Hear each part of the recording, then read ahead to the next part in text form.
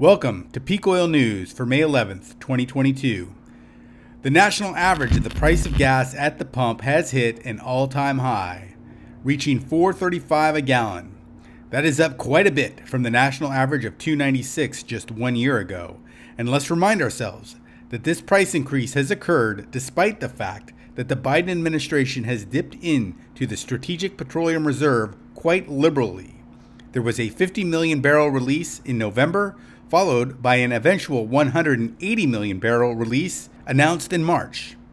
Also, this is occurring while demand in China is greatly diminished because of lockdowns. If there is some good news out there, it was that cost per barrel of oil went down yesterday below $100 per barrel for a brief amount of time, but now it's back to $106.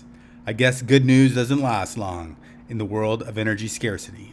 Today, the biggest admission yet that the world is simply out of spare capacity came about from none other than Prince Abdulaziz bin Salman, who stated the world is running out of energy capacity at all levels, and that the world needs to wake up to the existing reality.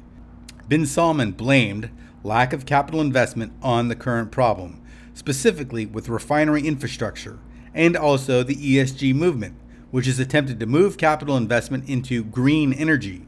However, as we have covered many times on this channel, you cannot get green energy without fossil fuel.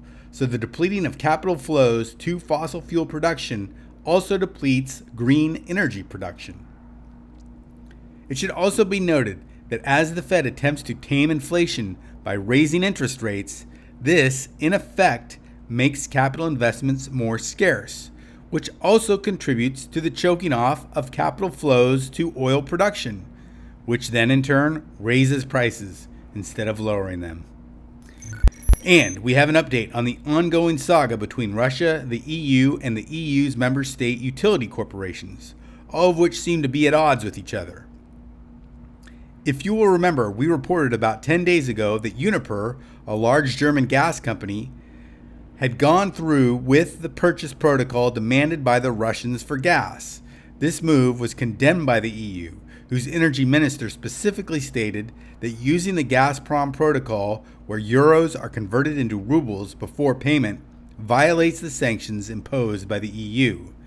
Paying rubles through the conversion mechanism managed by the Russian public authorities and a second dedicated account in Gazprom Bank is a violation of the sanctions and cannot be accepted, Energy Commissioner Kadri Simpson said in late April. Well, a second German gas company has decided to turn a blind eye to the EU's protestations. VNG has opened up a bank account and plans to follow the protocol.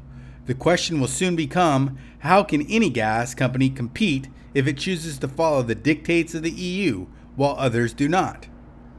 And the plot thickened even more today, with Ukraine shutting off one of the main gas line arteries that feeds Europe its Russian gas. According to sources, flows of natural gas have diminished today by about 20%. Ukrainian officials blame the move on fighting taking place near the gas lines. My coverage will be a little sporadic over the next 5 or 6 days as I am traveling and attempting to get settled somewhere where I can continue to focus on delivering content to you all. Thanks again.